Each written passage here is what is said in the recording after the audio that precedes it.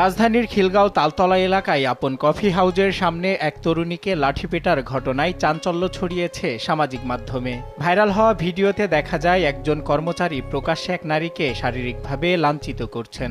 আসলে কি ঘটেছিল সেদিন?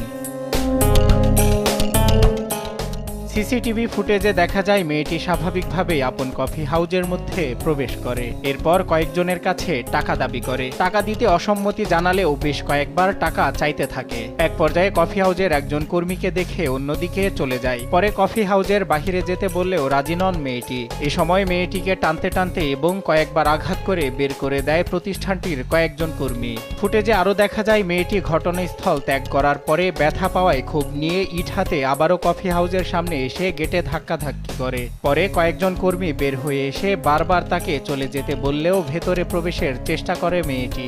এক পর্যায়ে মেয়েটিকে ধাক্কা দিয়ে পায়ে সজোরে আঘাত করে শুভ নামের একজন কর্মী। ওই মেয়েটা প্রায় সময় আসতো, আইসা কাস্টমারের ডিস্টার্ব করতো, কাস্টমারের হাত টানাটানি করতো যে টাকা চায়। তো আমরা কি করতাম, মাঝে মাঝে ওর টাকা সারতাম। এখনো বলতো যে আমার 50 টাকা 100 টাকা দিতে হবে, এরকম আর কি। আগে বেরোতে বললে বেরোয় যেত। তো ওই দিন হয়েছে কাস্টমারের হাত ধরছে, কাস্টমার হাত ধরার পরে বলছে যে টাকা দেন। পরে আমরা যেহেতু কাস্টমার মাইন্ড করছে, আমাদের রেপুটেশনের ব্যাপার। তারপর আমরা ওরে বের করে দিছি। বের করে দেওয়ার পর ইট নিয়ে আসছে। ইট নিয়ে এসে গ্লাসে মারতে চাইছে, বাট আমাদের এক কর্মী ছিল, সহকর্মী, উনি ইটটা নিয়ে ফালাই দিছে। সহকর্মী উনি ওনাকে লাঠি দিয়ে বাড়ি দিছে সম্ভবত। তো এই জন্য আমাদের মালিক শোনার পরে উনি বকাবকি করছে যে ওর কেন মারছি। ওই মেয়েটা একটা অ্যাবনর্মাল আর কি, মানে পাগল প্রকৃতির। মাঝে মাঝে দোকানে আইসা আমরা যারা কাস্টমার আসি, টেবিলে খাইতে বসলে খাবার চায়, হুট করে ঢুকে যায়, আবার খাবার চায়। খাবার না দিলে খাবারের মধ্যে ময়লা দেয়, খাবার ফেলে দেয়। বিষয়টি দূর থেকে একজন ভিডিও করছিলেন, যা বর্তমানে সামাজিক মাধ্যমে ভাইরাল হয়েছে। এতে মুহূর্তেই নিন্দার ঝড় ওঠে। বিষয়টি নজরে আসার পর রামপুরা থানার পুলিশ অভিযানে গিয়ে কফি শপটির ম্যানেজার ও শুভকে গ্রেপ্তার করে পুলিশ।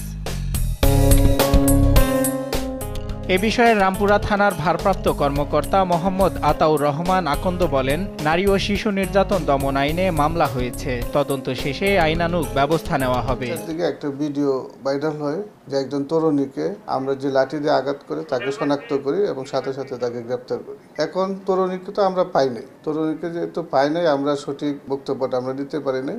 যেহেতু ঘটনার সত্যতা আছে এবং ভিকটিমরা আমরা পাই নাই, যেহেতু একটা ফৌজদারি অপরাধ, আমরা নিজেরাই বাদী হয়ে মামলা নিয়েছি। এইদিকে এখনো পরিচয় পাওয়া যায়নি তরুণীর। অপরদিকে সমন্বয়ক নামধারী কয়েকজন কফি শপটিতে গিয়ে হুমকি ধামকি দিয়ে চাঁদা দাবির অভিযোগ উঠেছে তাদের বিরুদ্ধে। অনেকে ঘটনাটিকে অমানবিক ও ন্যাক্কারজনক বলে মনে করছেন। বাচ্চা মেয়েটিকে এভাবে আঘাত করা উচিত হয়নি বলেও জানিয়েছেন স্থানীয়রা। সজল বিশ্বাস, দেশ টিভি, ঢাকা।